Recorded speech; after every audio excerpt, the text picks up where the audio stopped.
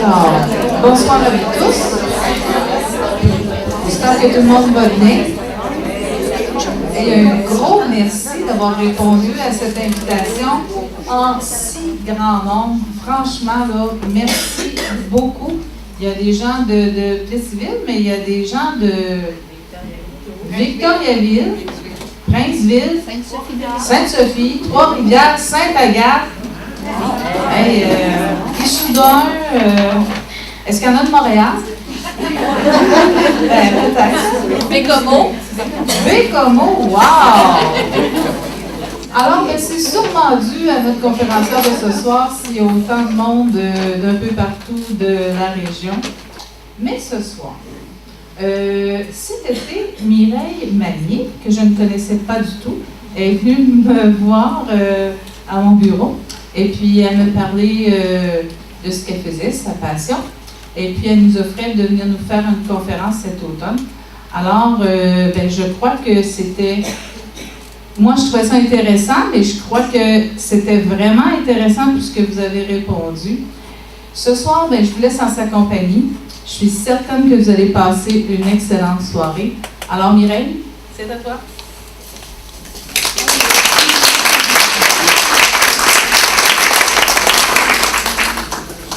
Eh bien, merci beaucoup d'être tous présents ce soir. J'espère que vous m'entendez bien. Je vais m'approcher un peu plus, par exemple. Oui, merci beaucoup d'avoir répondu à l'appel. C'est sûr que c'est un appel qui vous touche, puisque aujourd'hui nous allons parler de vos émotions. Je vais surtout parler de vous, en fait. Et c'est ma première expérience, voyez-vous. Et comme je le dis souvent à mes clients, quand on veut avancer dans la vie, il faut sortir hors de sa zone de confort. Et bien, je suis en plein là aujourd'hui. Je sors de ma zone de confort pour m'adresser à vous, pour vous faire passer un très beau message dans le « Tout est possible ». Alors, c'est ça. Si je bafouille, il faut m'excuser. Hein? C'est le petit stress du début, mais je vais m'améliorer au fur et à mesure que je vais vous parler. Donc, j'ai le goût de vous partager aujourd'hui la signification de l'émotionnel, de la libération de l'émotion, vos émotions qui sont, je pense, souvent enfouies en dedans de vous.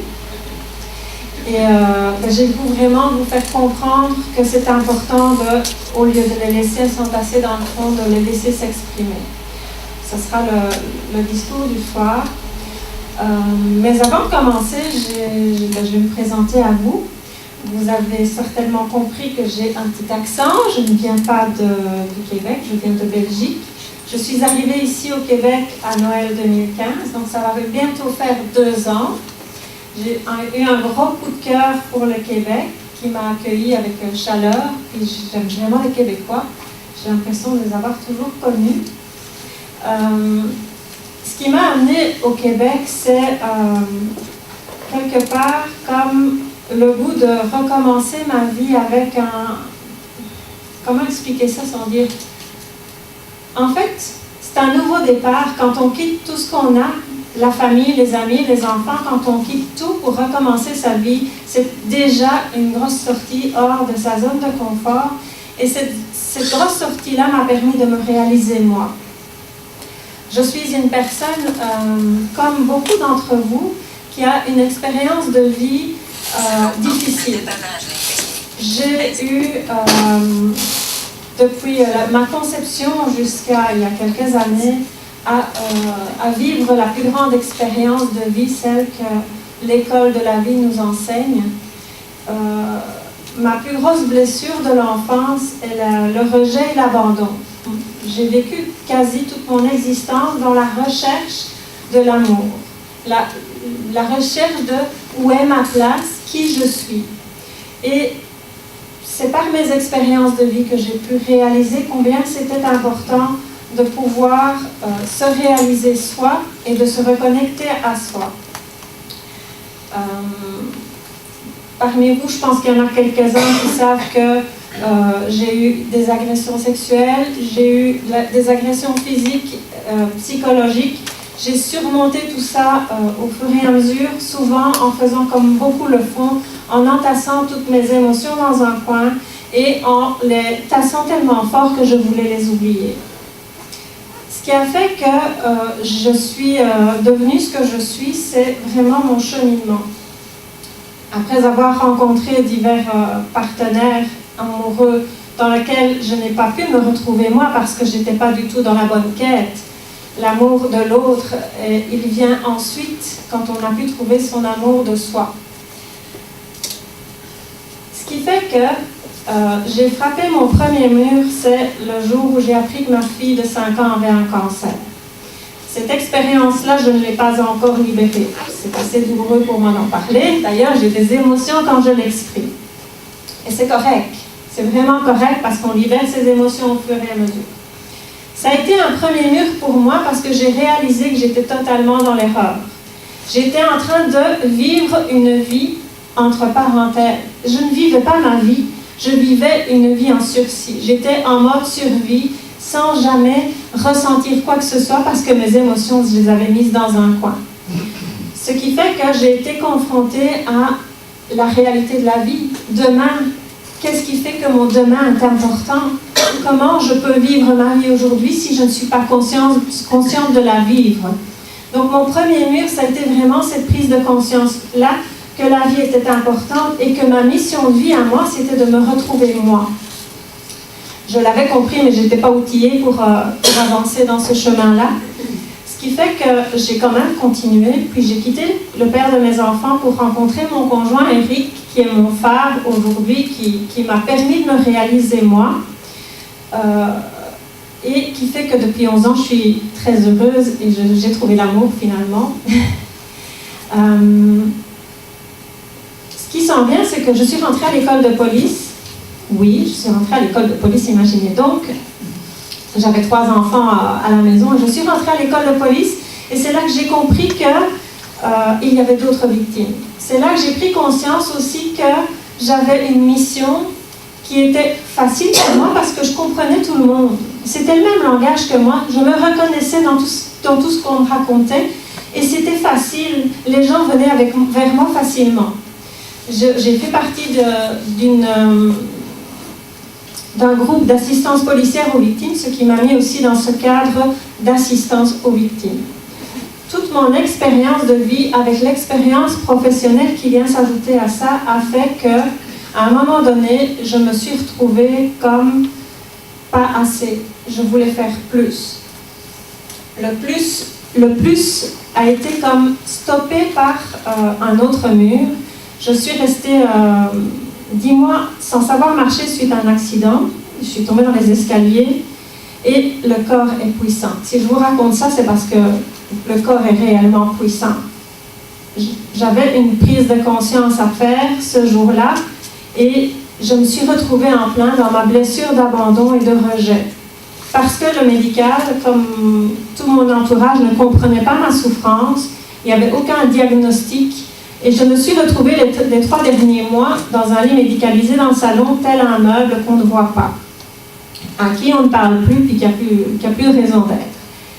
Et c'est une main tendue qui m'a sortie de là. C'est une main tendue par mon amie Nadine qui est venue me voir et qui m'a emmenée chez son médecin qui m'a dit « Oh là !» Quand je dis que le corps est puissant, c'est parce qu'un mois après, je remarchais, je recommençais à travailler. Je suis restée 10 mois dans la souffrance.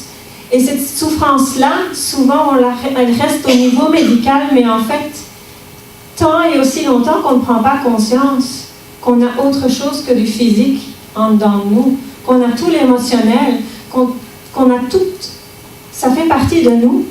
Le corps est puissant. Il m'a rendu la faculté de marcher, il m'a rendu mon essence même. Donc, là, j'ai frappé mon deuxième mur. Et j'ai pu prendre conscience que durant ces 10 mois, j'avais, dans cette grande solitude-là, j'avais un message à clairement voir. C'est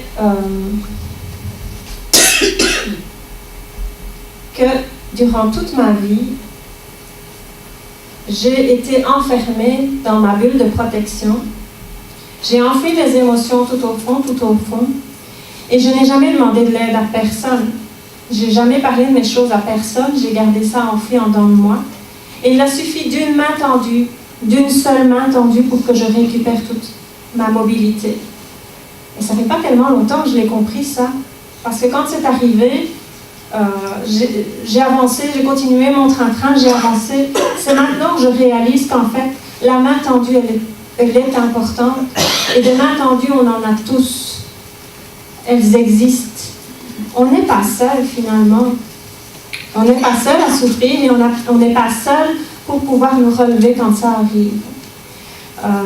C'est ça qui m'a amenée au Québec aussi, parce qu'à un moment donné, j'en voulais plus. Et je suis arrivée ici pour prendre une formation en relation d'aide et hypnose. Cette formation que j'ai entamée tout de suite après mon arrivée, elle est toujours en cours, c'est une formation de 3 ans.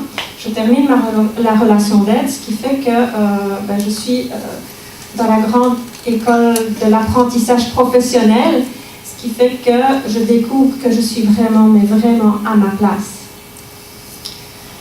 Et que je suis devant vous aujourd'hui pour vous parler de vous. Parce que là, j'ai terminé de parler de moi. Je pense que vous avez bien compris qui je suis. Et je continuerai à progresser autant et aussi longtemps que ce sera nécessaire. Pour ce qui est de la conférence. Donc, je me suis présentée à vous. Et je vais vous parler de vos émotions. Je vous préviens tout de suite que le PowerPoint, il est là juste pour être là, parce que si je commence à le regarder et à suivre ce qui est marqué ici devant moi, je vais perdre le fil, moi je vous livre tout ce qui est dans mon cœur, tout ce que j'ai à livrer, donc ne soyez pas étonnés si je décroche du PowerPoint. Donc je vais vous parler des blessures émotionnelles, pourquoi quand on reste dans ces blessures émotionnelles, on n'arrive pas à atteindre notre plein potentiel de bonheur. Je vais aussi vous parler de l'importance que ça a pour vous de vous libérer de ces émotions-là qui stagnent en dedans de vous. Et je vais vous donner quelques outils pour montrer que oui, c'est possible de s'en libérer. Et oui, les émotions, c'est le grand sujet du jour. Les émotions, en fait, est-ce que je peux enlever ça, moi? J'ai le goût de ne pas rester... Si ça gêne, on me le dira. Ce que j'ai envie de vous dire, c'est que l'enfant, quand il vient au monde, l'enfant, il vient tout nu. Il a juste un seul objectif, c'est d'être lui-même et de remplir ses besoins. L'enfant, quand il vient au monde, il est juste lui. Et ce qui arrive, c'est que nous, l'adulte, on lui demande de se taire. On lui dit, mais t'es bien tannant, toi, va dans un coin. Arrête de te plaindre. Allez, va jouer plus loin. L'enfant, quand il vient au monde, il est tout nu, mais on le transforme. On le fait changer. Il perd sa personnalité parce que nous, les adultes, on leur demande d'être quelqu'un d'autre. Alors l'enfant se perd. L'enfant devient un autre. Et ces émotions qu'il refoule, qu'il apprend à refouler de plus en plus, ça fait que l'enfant, il perd sa personnalité, puis il grandit en perdant sa personnalité. Et plus il grandit, plus c'est difficile pour lui de se retrouver dans ce qu'il devient. Ce qui arrive ensuite, c'est la crise de l'enfance, la crise de l'adolescence, parce qu'à un moment donné, il y a comme un court-circuit là. Mais je suis qui? Ça veut juste dire ça. Je suis qui, moi, dans tout ça? L'enfant, il grandit en perdant vraiment tous ses repères. Il est quelqu'un d'autre. Et puis il grandit encore, et pour se protéger de ce qu'il n'est plus, pour protéger ses émotions, pour se protéger de ses ressentis, il porte des masques. Tantôt, il aura le masque du clown, parce que si on voit ses émotions, ça ne va pas, donc il va rire quand on va lui dire quelque chose qui le touche. Ou alors, il va avoir le masque du dur. Pareil, il ne voudra pas montrer ses faiblesses, parce que quand on a des émotions, on est un faible. Et il y en a une multitude de masques que l'on peut porter pour ne pas qu'on puisse voir qu'on a des émotions. Et il grandit, devient un adulte. Et cet adulte-là, c'est chacun d'entre vous. C'est chacun d'entre nous. Nous sommes tous, en dedans de nous, cet enfant-là qui a perdu son identité. Est-ce que ça vous parle? c'est important ce que je vous dis là, parce qu'on a tous des enfants et des petits-enfants. Et oui, quand l'enfant grandit, il perd son identité, il perd son soi intérieur, il doit le cacher. Alors, oui, les émotions, on apprend à ne pas les exprimer. On nous dit que c'est, pour les petits gars surtout, on dit les petits gars ça ne pleure pas, puis les petites filles, ben, ça pleurniche de trop. Donc, plus on grandit, plus on oublie qu'on a des émotions. Et plus on grandit, plus on les enfuit dans un coin, puis ça fait mal à un moment donné. Et souvent, c'est là qu'on en est. Donc les émotions, elles sont enfouies dans nous et elles font partie de notre quotidien, que ce soit à la maison, que ce soit au travail, en société. Je vais vous expliquer c'est quoi une émotion. Ben, je viens déjà un petit peu d'en parler. Une émotion, ça se ressent. Une émotion, ça varie. Ce n'est pas quelque chose de constant et ça vient au fur et à mesure que les événements arrivent dans votre vie. Je pense que c'est celui-là. Donc l'émotion est toujours en mouvement. Elle est un phénomène qui est lié à nos mémoires aussi. Et c'est souvent une cause extérieure qui provoque les émotions. Si nous regardons tous, nous tous, le même coucher de soleil, nous allons avoir tous des émotions différentes. Si nous regardons tous une scène violente, nous allons tous avoir des émotions différentes par rapport à ce que l'on voit. Tout ça parce que ça va venir toucher chez nous quelque chose de bien important, de bien précis. Alors, ça, c'est plus le dictionnaire, mais finalement, c'est ce qui se dit. Puis les émotions, c'est tout ce qu'on a dans nous. Ce sont les peurs, les angoisses, le stress. Les émotions, c'est aussi la joie, l'amour, le bonheur. Je vous ai fait une liste de toutes ces émotions-là. Je vous les ai remises pour que vous puissiez les lire quand vous rentrerez à la maison. Vous puissiez les identifier, vos émotions, parce que quand on les a oubliées si longtemps, on a parfois du mal à se dire que ce sont des émotions. Alors, pourquoi les émotions... Je me sens comme prisonnière, moi, de cette affaire-là. Pourquoi les émotions nous empêchent-elles d'atteindre notre plein potentiel de bonheur? Eh bien, les émotions, en fait, elles vont faire que quand elles sont depuis longtemps emmagasinées en dedans de nous, elles vont faire en sorte qu'on soit dans le stress, qu'il y ait la peur qui embarque, qu'on n'ose pas sortir de sa zone de confort, qu'on n'ose pas faire des choses ou alors qu'on s'auto-sabote. Il nous arrive de quoi de merveilleux, mais on n'est pas capable d'y aller parce que c'est pas pour nous, on n'a pas le droit. Il nous empêche de récolter tout ce qu'on a à récolter parce qu'on se prend pour des imposteurs. Il nous empêche d'avoir des relations amoureuses sereines et épanouies parce qu'on est toujours en quête de quelque chose et on ne sait pas de quoi. C'est ça le résultat de l'accumulation d'émotions en dedans de nous.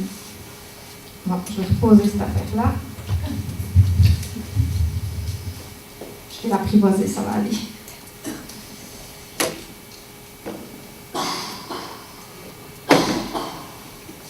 Ah, vous voyez?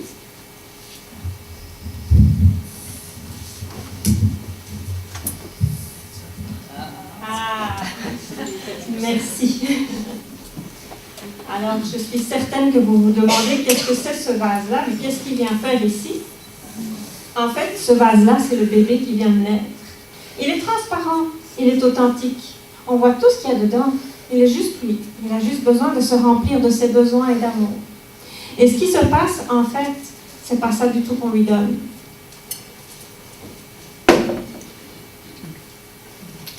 On ne va pas cuisiner ce soir. On va juste prendre conscience que tout ce qu'il y a dans ce vase, ce sont nos émotions.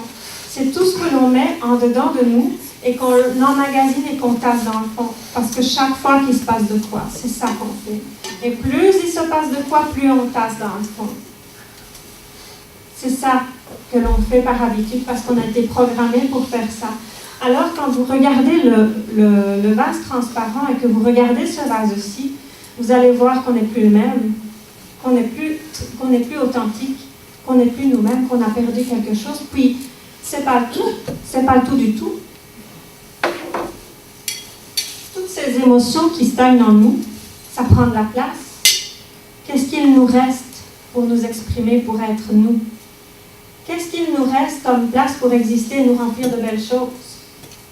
Alors, ce n'est pas étonnant que parfois on est à fleur de peau, que les émotions débordent, qu'on se sent surmené, qu'on se sent envahi par nos émotions. C'est parce que le vase, à un moment donné, il déborde.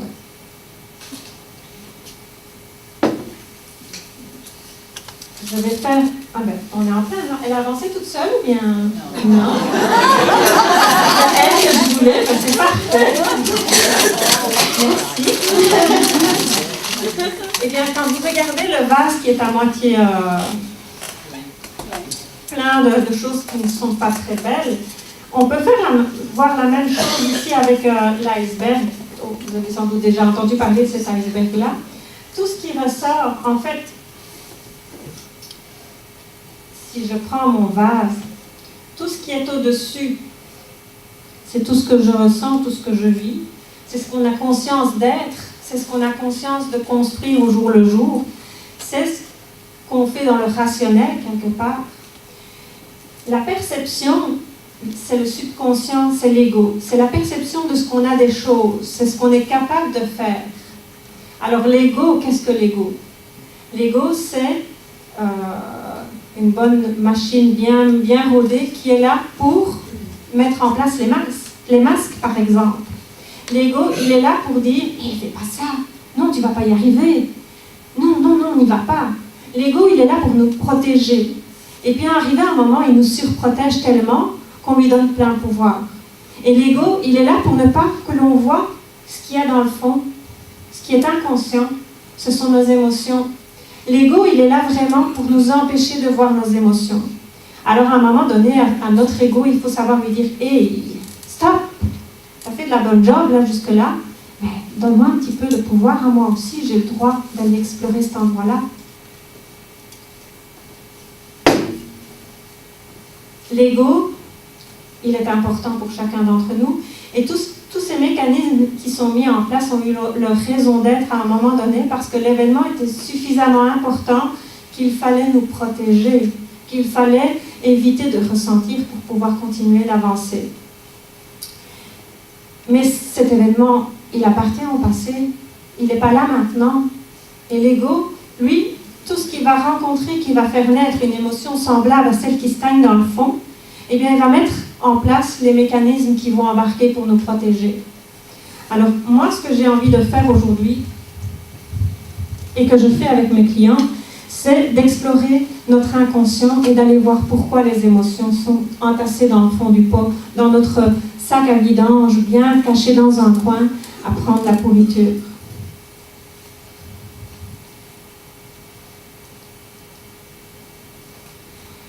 Ce qui fait que je vais vous parler de la blessure ancrée, de la blessure en tant que telle. Quand survient un événement, et il en survient régulièrement, tous les jours, on a des petites choses qui peuvent nous perturber. Il peut arriver qu'on ait soit des rencontres, soit des situations qui viennent nous bousculer un petit peu. Ça peut être des personnes comme des situations. Ça peut être tout à fait anodin, comme ça peut être plus conséquent. Quand je vous ai parlé de mon histoire de vie, je vous ai fait un condensé très bref de ce que j'ai vécu, de ce que je suis. Et je vous ai expliqué que toutes mes relations amoureuses avaient été comme une quête de je veux l'amour, je veux être reconnue, je veux ma place, je veux être aimée.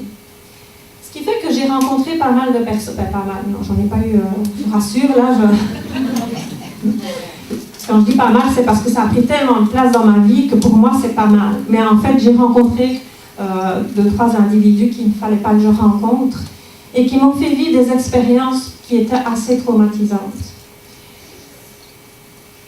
En fait, toutes ces personnes-là sont rentrées dans ma vie parce que j'avais quelque chose à comprendre.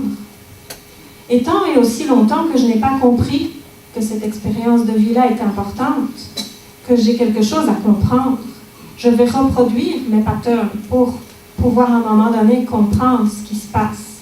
Et tant et aussi longtemps que je ne le fais pas, cette compréhension-là, quand je ne vais pas jusqu'au bout des choses, eh bien je vais le reproduire. Ce qui fait que quand on a une blessure, c'est un peu comme la blessure physique, on va y mettre un plaster de manière à ce qu'on puisse l'oublier très vite.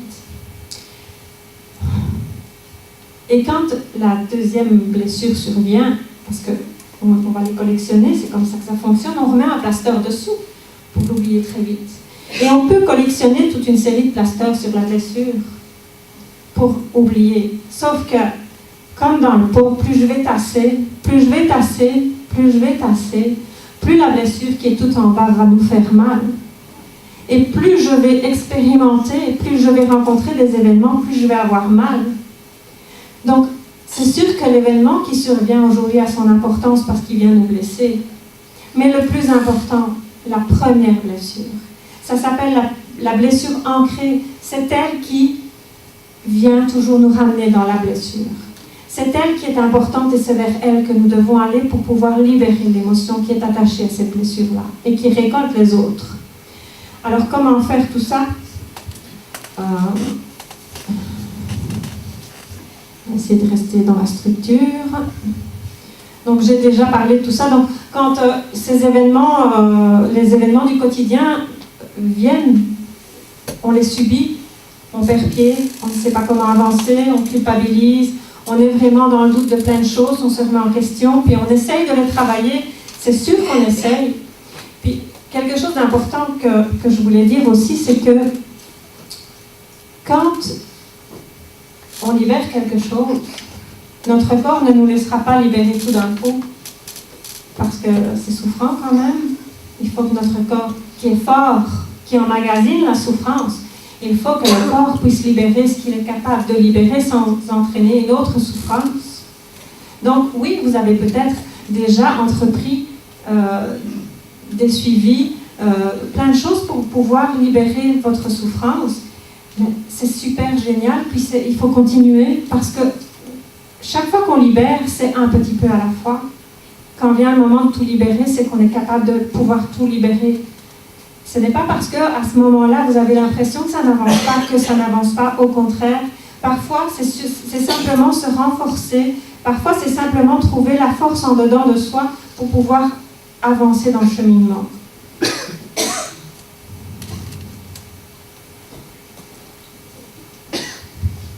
Est-ce que je fais du surplace? Bon, ça, je viens de vous le dire. Est-ce que vous avez des questions jusque-là? Non? Ça vous semble bien clair? Oui? Merci. J'ai commencé par vous parler de l'enfant que nous sommes tous et du fait qu'on nous a obligés à nous transformer, de cet enfant-là qui finalement est obligé de cacher ses blessures en dedans de lui, puis rien ne se passe parce que c'est pas permis, parce qu'on ne nous apprend pas à le faire, parce que c'est pas possible de le faire, c'est comme si on nous demandait quelque chose vraiment d'impossible. Ça m'arrive d'avoir des personnes comme ça dans mon bureau qui ne savent rien, ne savent pas atteindre leurs émotions, et c'est normal. Et je ne vais pas leur demander d'atteindre vraiment celles où on peut puiser et les retirer au fur et à mesure qu'on vient les chercher. Non, ça va être une goutte à la fois. On va laisser à la personne la possibilité d'évacuer au fur et à mesure ce qu'il est capable d'évacuer. Alors que vous soyez tout à fait coincé dans votre corps, dans vos émotions, ou que vous soyez prêt à libérer, c'est tout un processus qui a son importance.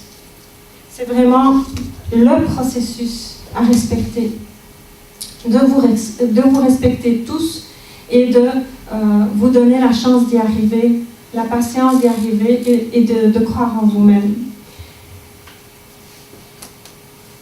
Souvent, on dit que qu'on a une mission de vie, hein, vous avez tous entendu parler de ça. Je l'ai peut-être mentionné tout à l'heure, la première mission de vie que l'on a tous, avant de remplir notre mission de vie, c'est de se reconnecter à soi-même. Je dis ça parce que c'est sûr que quand on vient sur Terre, on a un plan de match qui est fait, puis pour pouvoir réaliser notre plan de match, on a oublié tout ça. Mais si on ne sait pas qui on est, si on est, vous voyez, si on ne sait plus qui on est, comment voulez-vous pouvoir remplir une mission de vie? La première chose à faire, c'est de se reconnecter à soi pour pouvoir s'épanouir. Et si moi j'y suis arrivée, vous y arriverez aussi. C'est possible. C'est possible d'arriver à libérer les émotions qui stagnent dans nous. C'est possible d'arriver à ce point où on est libre. Parce que ça fait ça quand on libère les émotions, quand on libère les blessures, ça fait tellement de place. Ça fait tellement de place qu'on est de plus en plus léger, puis qu'on peut se remplir de plein de bonnes choses qui nous ressemblent, qui nous permettront d'être nous et de nous réaliser à ce moment-là. Et c'est à ce moment-là que vous aurez l'opportunité de faire votre mission de vie. Alors, prenez conscience de votre importance. Prenez conscience que vous êtes la personne la plus importante. Que l'amour que l'on a besoin, ce n'est pas chez l'autre qu'il faut aller le chercher, mais c'est vers soi-même. Quand on dit que notre enfant intérieur est important, c'est vrai. Parce que notre enfant, c'est celui qui est là et qui a été occulté, qui n'a pas grandi et qui est perdu en dedans de nous. C'est celui-là qui doit voir le jour et qui vous demande et qui vous supplie de le laisser grandir, de le laisser s'épanouir et de le laisser prendre sa place. Parce que quand on se perd comme ça, comment voulez-vous prendre votre place dans la société? Comment voulez-vous réaliser des choses concrètes si vous ne savez pas où vous en êtes dans votre vie, si vous ne savez pas qui vous êtes, si vous ne savez pas si vous êtes important? Alors, le message d'aujourd'hui, il est clair, c'est vraiment celui-là, c'est que oui, c'est possible pour tout le monde. C'est possible de libérer ses émotions pour pouvoir se concrétiser, se réaliser dans la vie et d'atteindre le tout est possible. C'est une vraie renaissance de libérer ses émotions. Je l'ai vécu moi, et si je l'ai vécu moi, vous êtes capable de le faire vous-même. Pour libérer ses émotions, il y a plusieurs outils. Et c'est fun, j'ai quand même pu m'en servir un peu. Hein. Voilà. Donc, la première chose à faire, c'est de vraiment identifier les émotions. Je vous ai mis une petite liste, vous allez pouvoir le faire. Ceci est aussi dans votre feuillet que vous avez reçu au début en entrant. Tout le monde l'a reçu? Ok. Donc, je vous l'ai imprimé parce que je pense que c'est important pour vous de l'avoir et de retourner avec à la maison parce que cet outil-là va pouvoir vous faire réfléchir. Donc, identifiez vos émotions, les nommer et les exprimer, les écrire. Pourquoi les écrire? Parce que la première façon que l'on a de pouvoir libérer les choses, c'est déjà en les écrivant. Quand on écrit, ça sort de nous. Tout comme quand on les dit, ça sort de nous. Les écrire, ça permet de les sortir une première fois. Par exemple, si vous avez de la colère envers quelqu'un, mais que vous ne voulez pas l'envoyer à cette personne-là, alors écrivez-le. Faites une lettre. Permettez-vous d'écrire tout ce que vous avez sur le cœur et puis de le lire à haute voix, mais pas à la personne, ce n'est pas nécessaire. Écrivez ce que vous avez sur le cœur. Ça va vous décharger dans votre charge émotive, ça va en enlever, ça va faire de la place. Puis brûlez la lettre après. Libérez-vous. Alors oui, c'est important ce sujet-là que je n'ai pas encore mentionné. C'est que quand arrive un événement, la première réaction que l'on a, c'est qu'on est en colère ou en tout cas en réaction contre l'événement. Et tant et aussi longtemps qu'on est en réaction contre l'événement, on perd son énergie dans le vide parce qu'on subit l'événement et encore et encore et encore. Alors, si l'événement survient, la première chose à faire, oui, vous avez le droit d'être en colère et de réagir, mais il est important de ne pas rester bloqué contre l'événement, mais de comprendre pourquoi il arrive. Pourquoi cet événement est-il entré dans ma vie? Oui, quand ma fille a eu un cancer, que j'ai appris ça, j'étais comme anesthésiée, là, je vous assure que je n'étais pas bien du tout. Puis là, j'ai compris pourquoi. J'ai compris pourquoi la vie m'avait arrêtée. Il fallait que j'ouvre les yeux sur quelque chose d'important. J'étais en train de me laisser aller à rien. Je n'étais pas dans mon moi intérieur. Il y a toujours une raison pour laquelle un événement survient dans votre vie. Toujours, toujours, toujours. Comme une médaille qui a deux faces. regardez le plus possible du côté positif de la médaille. Allez chercher le côté positif, parce qu'il y en a toujours un.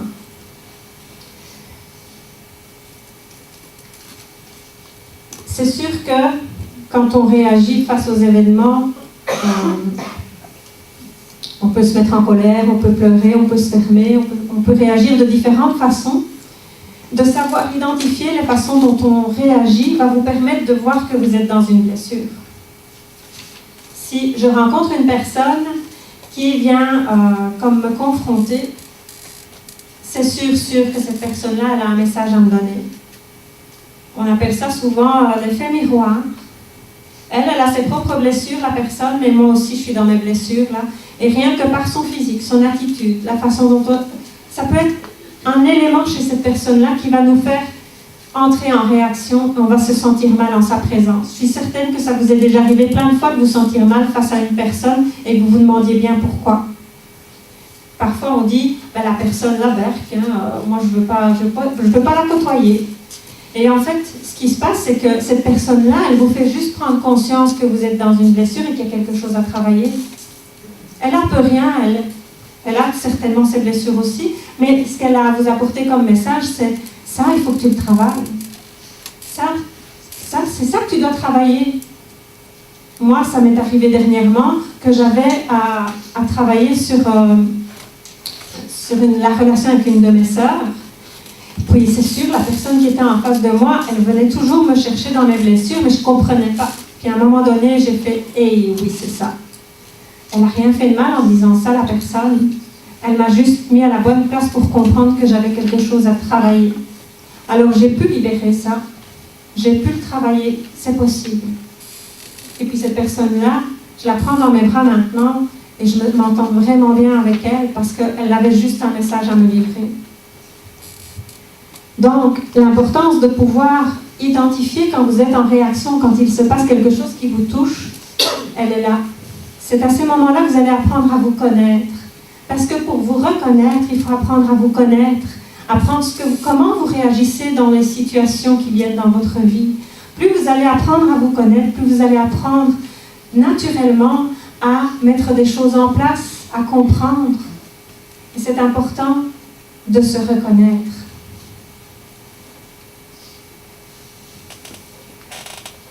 Donc, prendre conscience des mécanismes, ça viendra en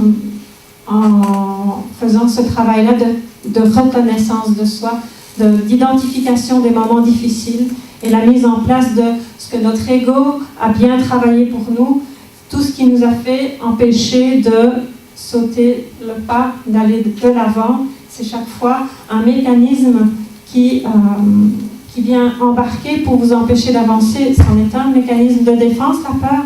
Le stress en est un aussi. C'est quand vous êtes le matin dans votre lit et que vous n'avez pas envie de vous lever, c'est un mécanisme qui est là parce que la journée, elle va être grande à faire. Si vous avez le goût de partager quelque chose, vous avez le droit. Je vous accueille volontiers.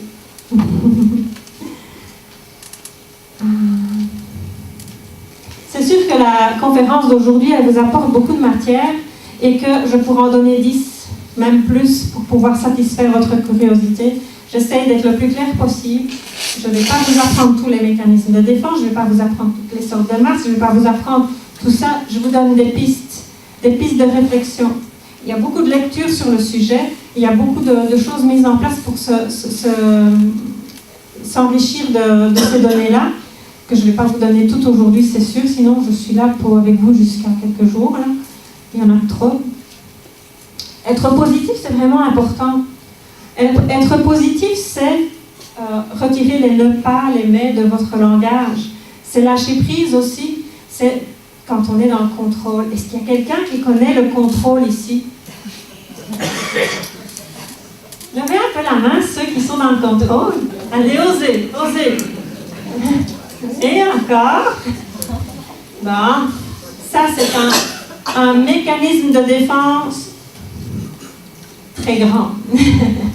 Pourquoi est-ce qu'on est dans le contrôle? Est-ce que vous savez pourquoi vous êtes dans le contrôle?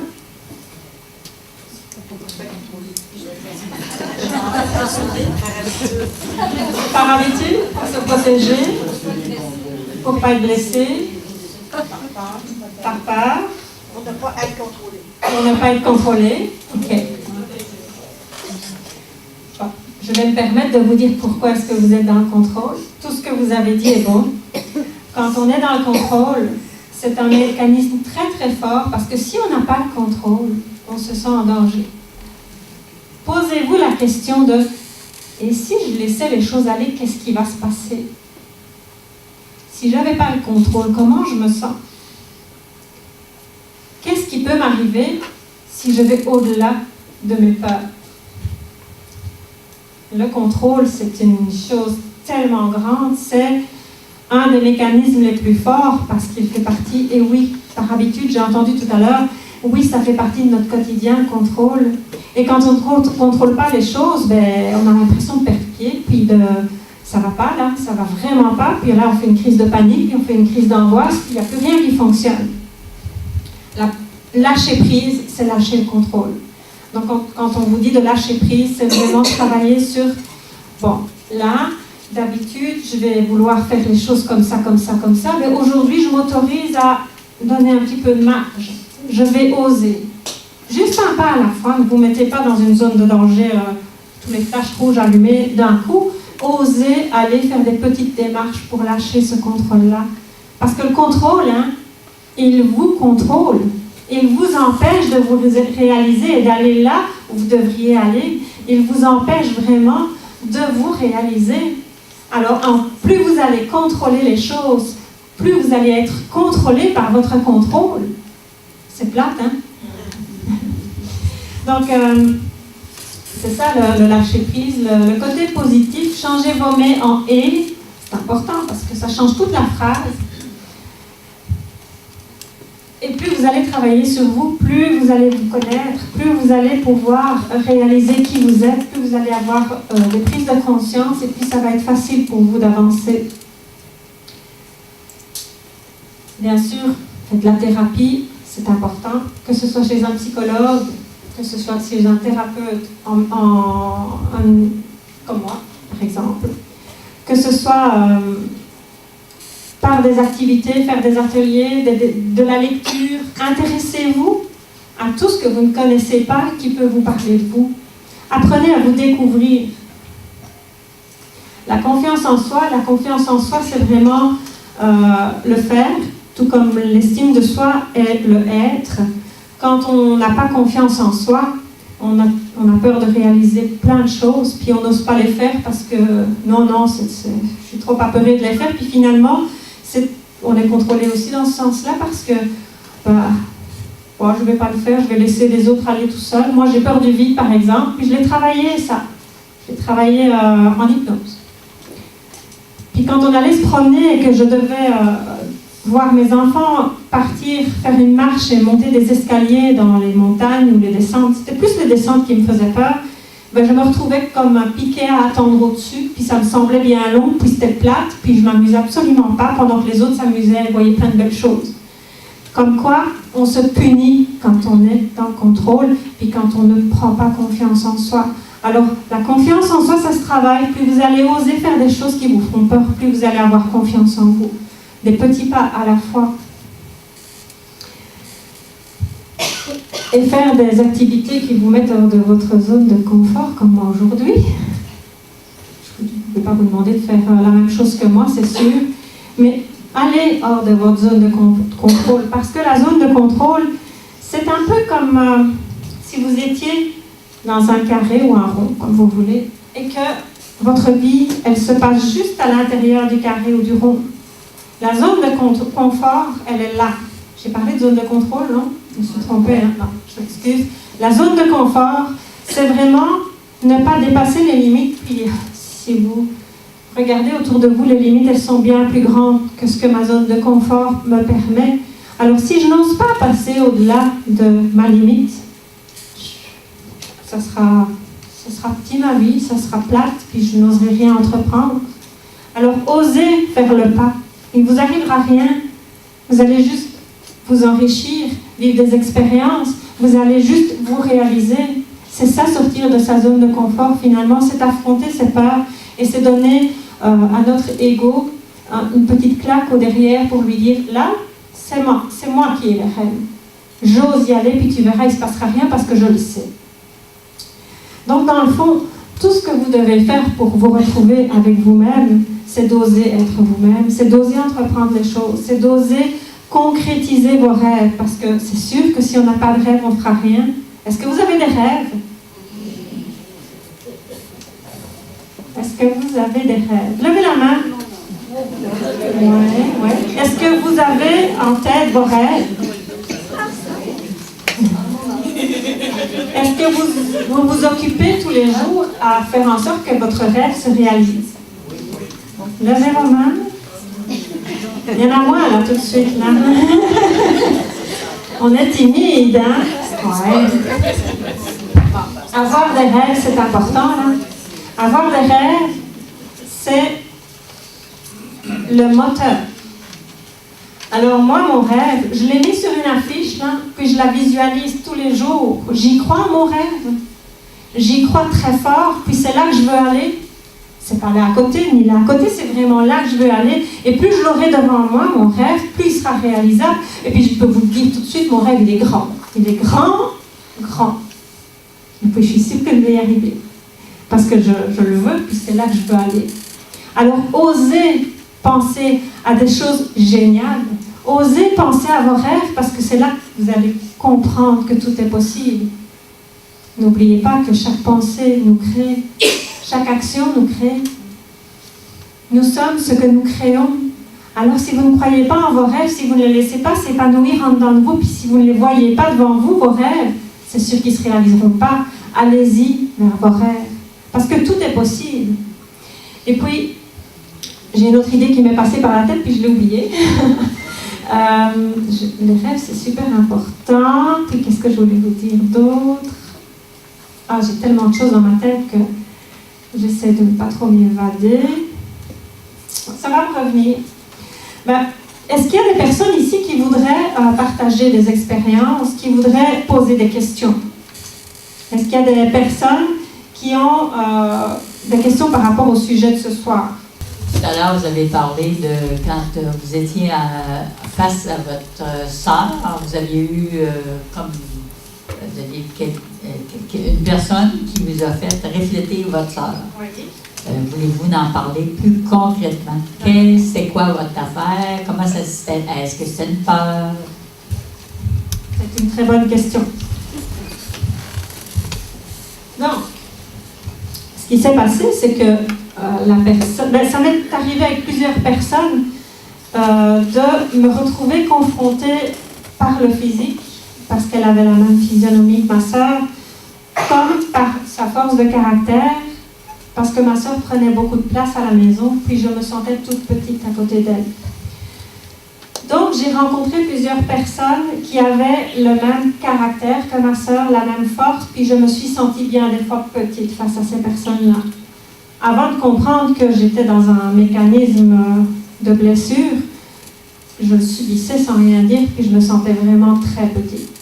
Puis quand j'ai compris que c'était plus ça, là, que je devais travailler ça, j'ai réalisé que ma sœur, encore aujourd'hui, bien que je sois devenue une adulte, elle avait encore ce pouvoir-là de me faire sentir toute petite.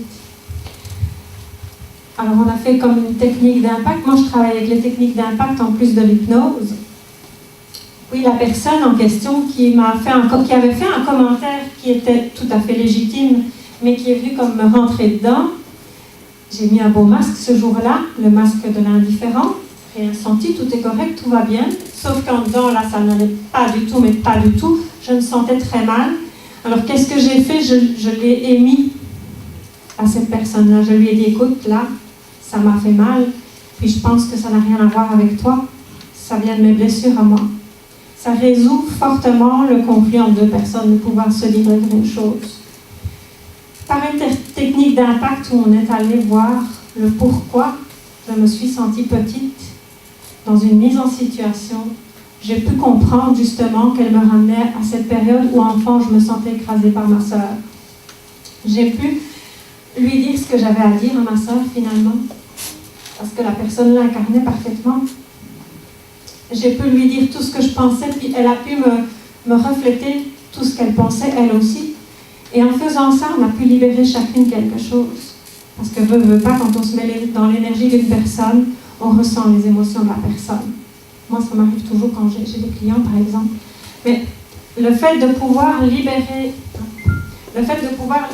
les émotions par rapport à ma sœur, ça a permis de me sentir à l'aise. Puis je n'ai plus aucun problème avec les personnes qui ont la même typologie que ma sœur. Les personnes que je rencontrais encore, ça ne me fait plus du tout le même effet. Je ne suis plus une petite fille. Je ne me sens plus petite. J'ai pris ma place. Parce que vous l'avez dit. Parce que je l'ai dit à la personne qui était en face de moi. Par contre, je ne l'ai pas dit à ma sœur. Mais bien sûr, on est là depuis le début. En fait, les émotions, on a dû les cacher. Donc, tout ce qui n'est pas dit et exprimé, ça vous fait mal en dedans. C'est une petite bêtise. Enfin, c'est une petite bêtise. Non, parce que ça a un impact sur ma vie, mais le relationnel familial entre frères et sœurs, ça a un impact sur la vie de tout le monde, là. Le petit incident anodin que vous pouvez avoir vécu dans votre enfance. J'ai eu un client, par exemple, j'ai eu un client qui a vécu un incendie dans sa maison quand il était petit. Et ce client-là avait comme peur de tous les inconnus qui arrivaient à sa maison. Il se demandait pourquoi il avait peur, il se sentait mal quand il y avait des étrangers qui arrivaient à sa maison. Eh bien, en fait, en allant voir dans son inconscient, en allant travailler avec lui, on a pu constater que c'était un voisin qui était venu le chercher dans son lit quand il était bébé le jour de l'incendie et que c'était un inconnu pour lui. Et dans son esprit de petit enfant, il s'est passé un drame ce jour-là, mais il a assimilé comme avec le voisin qui est venu le sortir du lit. Il était dans son cocon, dans son lit, puis on l'a sorti très vite avec beaucoup de nervosité, avec la panique, avec tout ce que ça entraîne. On l'a sorti de son lit, de son rêve, de son milieu qui était son repère.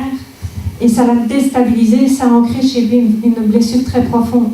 Donc ce petit incident-là, dont il n'a aucun souvenir, il est là. Ça peut être aussi...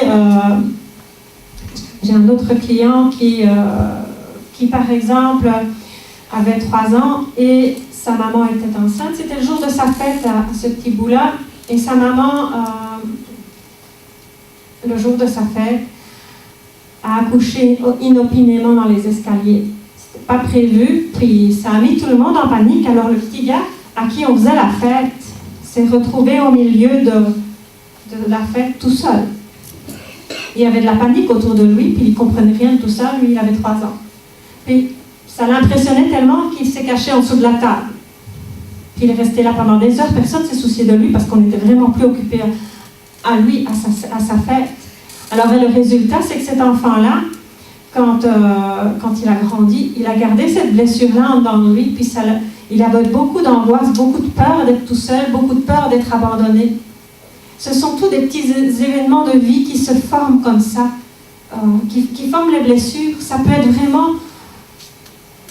vraiment l'enfant comme moi. J'avais 10-11 ans et j'avais une tirelire. Ma tirelire était chez mes voisins. J'étais fière de ma tirelire, puis elle était chez mes voisins parce que mes voisins m'ont beaucoup élevée. Et j'étais fière de compter mes petits sous. Puis un jour, j'ai voulu montrer ma fierté à mes parents. Sauf que mes parents avaient des problèmes financiers, mais ça, je n'étais pas consciente de ça, moi. J'avais pas beaucoup de sous, là. J'avais jamais que 10 ans. Puis, j'y suis allée avec ma tirelire et ma fierté. Puis, un peu plus tard, je ne sais même plus la réaction de mes parents, là. J'ai vraiment oublié ça, mais ce que je sais, par contre, c'est que quand on est rentré de l'épicerie, un voleur était venu chercher ma tirelire. Il n'y avait plus de tirelire. Alors, ma fierté, elle en a pris un grand coup. Je n'ai pas compris. Je suis retournée pleurer chez mes voisins. Et ça a créé chez moi une blessure. Je n'ai plus jamais eu de tirelire après. Vous pensez bien que j'ai oublié cet événement-là. Sauf que mon droit à avoir de l'argent, mon droit à avoir une tirelire, j'y ai droit. Et c'est en travaillant dans l'inconscient, en allant chercher les réponses dans notre inconscient que je suis allée récupérer ma tirelire. Puis je peux vous assurer que je la compte, ma tirelire, et que je suis fière de compter ma tirelire. J'ai du bonheur vraiment à la compter, ma tirelire. Tout ça pour dire qu'un petit événement banal peut avoir une conséquence grande comme ça. Et ça peut avoir une influence sur votre vie à vous. Est-ce que j'ai répondu à votre question? Merci. Est-ce qu'il y a d'autres questions? Je suis là disponible, alors n'hésitez pas à me poser vos questions, c'est le moment, c'est le temps. Il n'y a pas de gêne à s'exprimer. Non? Vous avez tous compris ce que j'ai dit aujourd'hui? L'hypnose permet d'aller dans l'inconscient, oui. C'est ça. Donc en fait, moi je suis thérapeute en formation, thérapeute en relation d'aide et hypnose. Je suis maître Reiki enseignant. Je pratique le massage de reconnexion à soi. Tous ces outils-là sont nécessaires. Pourquoi? Imaginez que vous êtes un véhicule il a 4 roues. Alors, on est dans le physique, le mental, l'émotionnel, puis il y a le spirituel. Veut pas, ces 4 éléments-là font partie du plan de ce qui nous construit, de ce que l'on est. S'il nous manque une partie de notre plan, de nos 4 plans, c'est comme si on n'avait plus que 3 roues à notre carrosse. Donc, tous ces éléments-là font partie de ce que l'on est et doivent être en équilibre pour pouvoir avancer. Alors oui, l'hypnose permet d'accéder à l'inconscient et de pouvoir aller y chercher des ressources, de pouvoir aller chercher une information et de pouvoir travailler avec cette information-là. Je dirais que ce sont les techniques d'impact qui m'ont beaucoup aidé parce que, par exemple, pour retrouver ma tirelire, je vais vous donner un petit truc que j'ai fait. On m'avait accroché des élastiques avec des poids à mon bras, jambes. Puis j'étais comme coincée, puis de n'importe où c'est sorti là. Je n'y pensais plus du tout à cette tirelire-là, je n'en avais aucun souvenir. Puis flash, c'est ça. C'est ça qui m'empêche d'avancer, c'est ça qui me bloque. Donc les techniques d'impact vont aller toucher l'inconscient. La technique d'impact, c'est ceci. C'est par du visuel et du faire. Quand je dis du faire, c'est en vous mettant dans des situations vous-même où je vais aller toucher votre inconscient, que je vais pouvoir aller chercher l'information, que je vais pouvoir vous mettre en situation pour pouvoir vous donner des ressources et pouvoir vous permettre de libérer ce qu'il y a à libérer. En fait, l'enfant, quand il sort vivant de la mère, il y a déjà une première coupure qui se fait. Puis ensuite, quand il arrête l'allaitement maternel, s'il a lieu, c'est une deuxième coupure qui se fait. Et ensuite, quand il va à l'école ou à la garderie, c'est encore une coupure qui se fait. C'est d'expliquer, de parler à l'enfant, d'expliquer pourquoi, puis de lui faire comprendre que tout est correct, que vous ne les abandonnez pas. C'est juste la peur de l'abandon, ça serait de voir un petit peu comment vos enfants sont nés, parce que ça peut venir de la naissance. S'ils sont nés par voie naturelle ou par césarienne, si tout allait bien à la naissance, comment s'est passée la grossesse, ça serait intéressant d'aller voir ce qui se passe, qui fait que l'enfant a des peurs d'être abandonné. Mais plus vous allez les écouter, parce qu'un enfant qui fait du bacon, là sur le sol, il a juste quelque chose à vous dire. C'est très gênant, je sais que c'est très gênant, mais il a juste un message à vous faire passer, c'est de lui demander qu'est-ce qui se passe. Donc vos enfants, ils communiquent comme ils peuvent. Et puis oui, le chantage, et encore, ça s'essaye aussi, c'est sûr, là.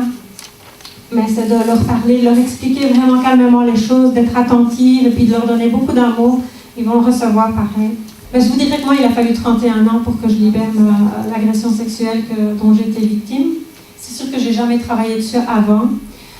J'ai des jeunes personnes qui viennent me voir. Plus on vient tôt, plus on peut travailler.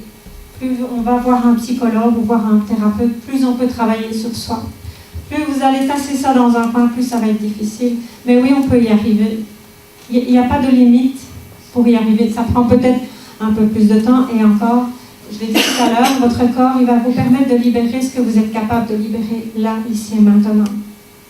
Donc, ça veut dire que dans la libération, c'est pas douloureux. C'est pas, on ne revit pas les événements, c'est juste... on a le droit, on se donne le droit quand on libère.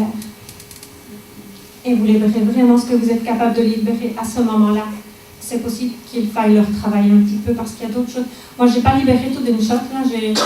J'ai d'abord libéré dans les techniques, puis j'ai libéré en écrivant ma lettre à l'agresseur, j'ai libéré en parlant ici devant vous, je libère chaque fois que je m'adresse à quelqu'un. Pour moi, c'est une libération aussi. Mais ça me parle à moi, c'est mes techniques à moi. Pour moi, je ne vais pas vous demander d'aller vous adresser au public pour libérer vos émotions, c'est sûr. plus vous allez être dans la libération, plus ça va aller tout seul. C'est sûr que quand on ouvre la porte, c'est la première qui est difficile. C'est la première fois qu'on ouvre la porte à nos émotions qui est difficile parce que il y a beaucoup de résistance, mais une fois que le processus de libération est enclenché, on a de plus en plus facile à libérer nos émotions.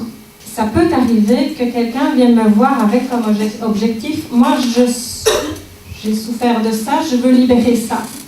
Puis moi je veux juste libérer ça, puis c'est ça qui me fait mal aujourd'hui, c'est ça que je veux travailler. Et puis c'est juste ça que je veux travailler parce que c'est vraiment ça qui me fait mal aujourd'hui. Alors là, la personne, elle est clairement ne va pas de l'autre côté parce que c'est de l'autre côté que j'ai mal. Alors oui, c'est possible qu'on ait à libérer certaines choses dans cette douleur-là, mais qu'on aille travailler par derrière sur autre chose. Ça m'est arrivé plus d'une fois de faire une technique pour quelque chose, puis oups, ça embarque sur vraiment la première blessure, celle qui a toute l'importance. Puis c'est celle-là que vous êtes prêt à libérer en ce moment.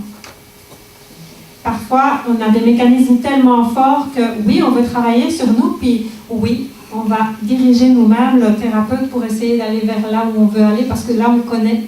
La colère, elle est présente partout, bien souvent. On peut être triste, et la colère, pour l'exprimer, il faut un peu de courage, parfois. Est-ce que c'est le bon mot? C'est quelque chose, si on n'est pas habitué de l'exprimer, la colère, elle peut vraiment sortir par tous les moyens, comme juste pleurer, oui. Ça m'arrive régulièrement d'avoir des personnes qui ont beaucoup de colère en elles, puis ça fait mal au corps, la colère. Hein. Quand on a beaucoup de colère en soi, ça fait très mal au corps. En fait, tout dépend de la blessure. Ça dépendra aussi si l'injustice derrière tout ça, si l'humiliation, ça dépend de la blessure qui est concernée. Et ça dépend vraiment de où on se situe à ce moment-là. Mais de la colère, bien souvent, il y en a dans chaque situation. Parce qu'on a pu aussi bien libérer beaucoup de colère quand c'est arrivé. Puis ça peut être évacué. Puis être resté dans la tristesse. Parfois, c'est très bon d'être en colère et de la laisser s'exprimer.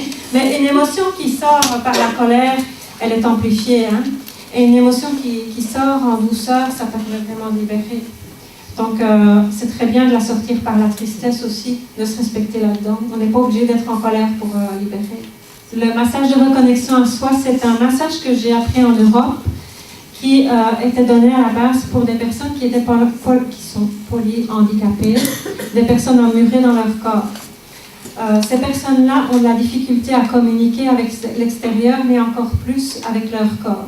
Donc c'est un massage très très doux qui va vous permettre de vous reconnecter avec les ressentis de votre propre corps. Ça va être vraiment dans le respect. C'est un massage qui convient vraiment bien aux personnes qui ont été agressées sexuellement, par exemple.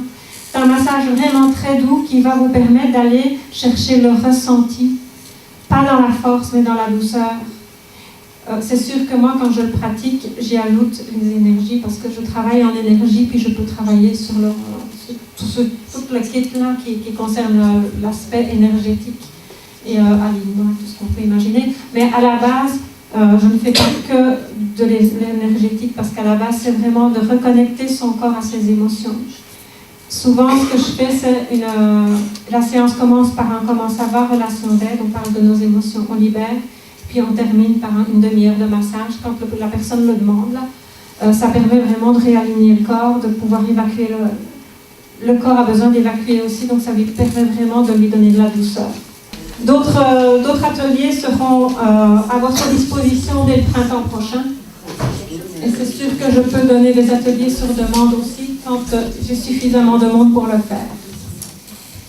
Et bien voilà, je vous remercie toutes et tous pour votre attention.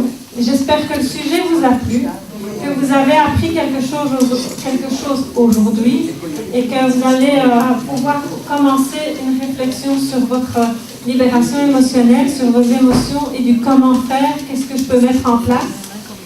Moi, je vous invite, si vous avez des questions encore, à venir me les poser soit sur mon Facebook, soit par Internet. Je pense que je vous ai donné toutes les données dans les dépliants que vous avez reçus. Je reste bien sûr à votre disposition pour pouvoir répondre à vos questions. Pour moi, c'est important d'être à l'écoute et de vous apporter des solutions. Je je ne vous laisse pas tout pantelant devant tous les questionnements qui pourraient survenir d'ici quelques jours. Eh bien, merci. Bonne fin de soirée à vous.